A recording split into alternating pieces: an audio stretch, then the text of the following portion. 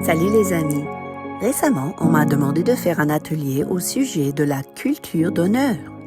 C'est une version abrégée d'un séminaire que nous faisons dans les églises et pour les responsables. Le Seigneur m'a mis à cœur ce matin de vous résumer les grandes lignes pour vous encourager dans ce domaine.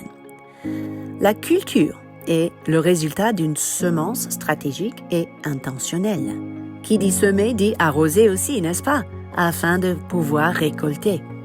Et parfois, il est nécessaire d'arracher des mauvaises herbes aussi. Mais pour cultiver quelque chose dans nos vies, il faut comprendre de quoi il s'agit. Déjà, pourquoi parler de la culture d'honneur?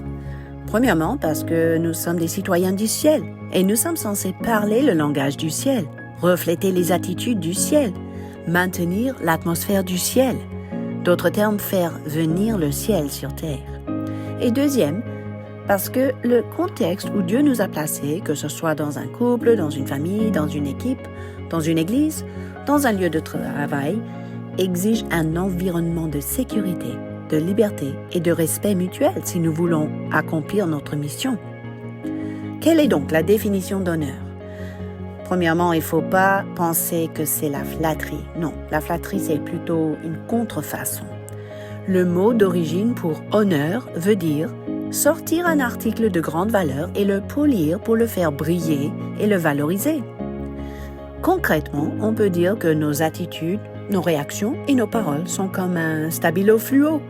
Je cherche à surligner et mettre en valeur les qualités des personnes autour de moi. Concrètement maintenant, comment développer la culture d'honneur?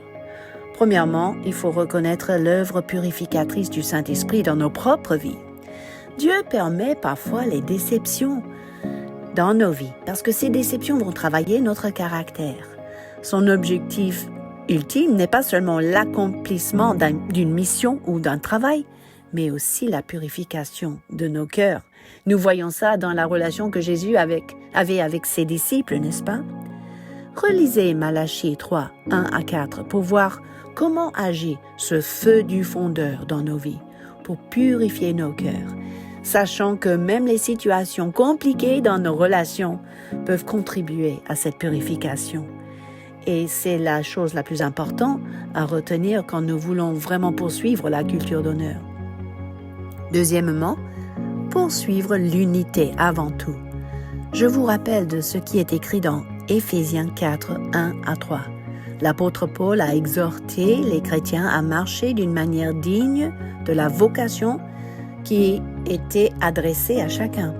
Il a souligné les caractéristiques de l'humilité, de la douceur, de la patience et il a complété sa phrase en disant « Vous efforçant de conserver l'unité de l'esprit par le lien de la paix ».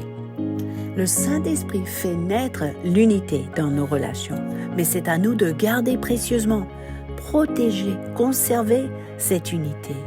Et c'est pour cela, ça va contribuer à la culture d'honneur dans les situations où nous nous trouvons.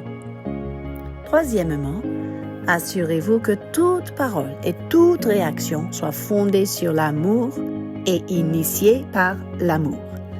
Identifiez les choses qui étouffent ou qui empêchent l'amour dans vos relations. Ça peut être l'égoïsme, l'égocentrisme, la peur, les doutes, les méfiances, les mauvais modèles dans nos vies, etc. Rappelez-vous que si notre mandat est de faire des disciples, nous avons premièrement la responsabilité d'être des disciples. Et qu'est-ce que Jésus a dit dans Jean 13, 35? « À ceci, tous connaîtront que vous êtes mes disciples, si vous avez de l'amour les uns pour les autres. » L'amour se voit, l'amour se ressent, l'amour se manifeste, mes amis. Et n'oubliez pas, dans 1 Pierre 4, 18, l'amour fraternel couvre une multitude de péchés. Ce n'est pas à nous d'exposer les problèmes et les péchés des gens dans notre entourage.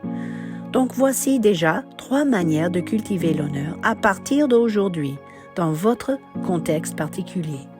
Laissez l'œuvre purificatrice du Saint-Esprit s'accomplir, poursuivez l'unité et assurez-vous que tout est initié par l'amour. Il y a aussi 2 domaines particuliers où la culture d'honneur se manifeste dans nos relations. 1. Dans nos communications. 2. Dans la résolution des conflits.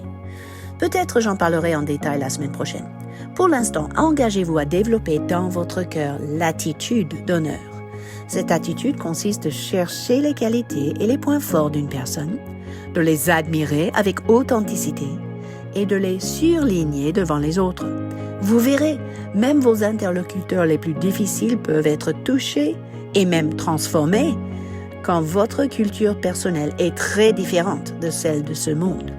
Jésus a dit dans Jean 18, 36, « Mon royaume n'est pas de ce monde. » Sachant que la plupart des personnes autour de vous souffrent d'un manque d'honneur, imaginez comment ces individus seront agréablement surpris par quelqu'un qui leur parle avec respect et appréciation.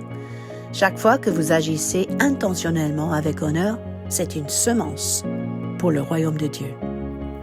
Juste un dernier mot, j'ai du mal à décider quel format de ces émissions vous convient le plus. Voulez-vous m'indiquer dans les commentaires si vous préférez la rosée du matin ou bien la pensée du matin avec les images? Je compte sur vous. À bientôt.